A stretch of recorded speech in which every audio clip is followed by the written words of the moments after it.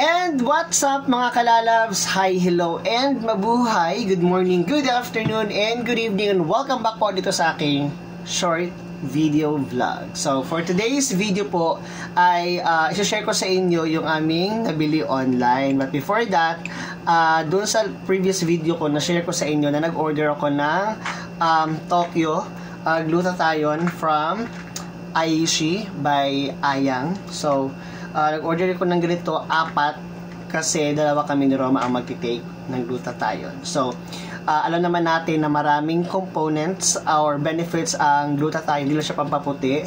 So ang dami niya pang benefits na pwede mong makuha for taking this. Kasi marami na nakapag-review at marami na nakapagsabi na talagang effective siya, at mismong si Love gamit niya ito. Nakadalawang ganito na siya. Then maganda ang review niya. So sabi ko, sige, go. Ititigil ko yung iniinom ko na Shiro. So after nito, pag maubos na to, titigil ko na. Then magpo-proceed na kami sa dito. Kasi maganda ang feedback ni Love dito. So at saka mura lang siya. Ito kasi may kamahalan siya, no? Medyo hindi ko kaya. Pero okay naman to siya. Hindi ko lang talaga siguro, o talaga hindi lang hiyang siya sa ano ko. Kasi syempre, hindi naman yan, pag hindi umeffect sa'yo, hindi na effective yung gamot. Baka nasa buto talaga yan. So ito yung bundle ni Love sa ngayon. Ito, inuubos na lang niya. Then after nito, mag-start na kami dito. Pero ito lang binili namin at hindi na kami bumili nito kasi nga meron na kaming vitamins na iti-take. Baka masyado ng madami ang supplements na aming i-take sa katawan. So nilet go namin to kasi parehas lang naman sila. Although ito meron siyang ginkgo biloba na nakapagpa-fresh siya parang after mo gumising sa umaga, kasi pag ito ininom mo before sleeping, it helps na pakalmahin yung utak mo, kaya nagiging maganda yung tulog mo. Wala kang ibang iniisip na stress because of this. Yun ay feedback ni Roma ha, kasi nakadalawang ganito na siya at nakadalawang ganito na siya. So maganda ang feedback na dito. However, we decided to let go of this one kasi meron na kaming in-order na ito talaga yung pinaka-highlight ng video na to. Ang Puritan's Pride Fertility Bundle. Ito, ang dami nang nakapagbigay ng kanilang mga testaments, reviews about these products kasi talagang effective siya. At nung napanood ko yung mga video at binasa ko din, sakto na nagpaplano na rin kami ni Love mag-conceive, no? So dati kasi nagpaalaga na siya sa OB, uminom na siya ng folic acid. However, nag-stop kami kasi after a year, wala pa din, hindi pa rin makapag-conceive. So sabi ko, baka talaga hindi pa binibigay ni Lord. Pero this time, ay sasabayan na natin ng self-discipline. Kasi dapat din daw talaga healthy living ka.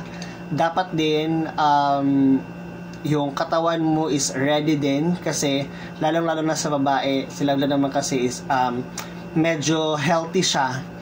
So, mas kailangan pa natin i-healthy.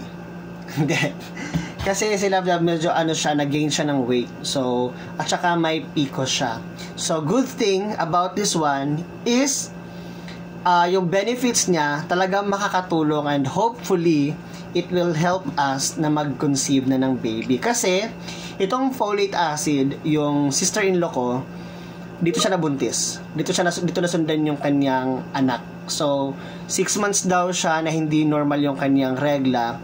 Then after na pinainom ng folic acid ng doktor, ay nasundan siya agad. So ito naman, as per advice, hindi porket iinom ka nito dapat kinabukasan or next week buntis na agad. No.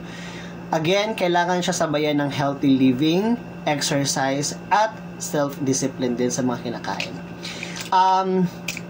Itong kanilang CoQ10, ito good for the heart. Ito, good for the heart.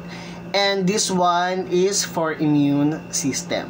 So, kung makita ninyo mga video about this product, talagang may encourage kayo na bumili.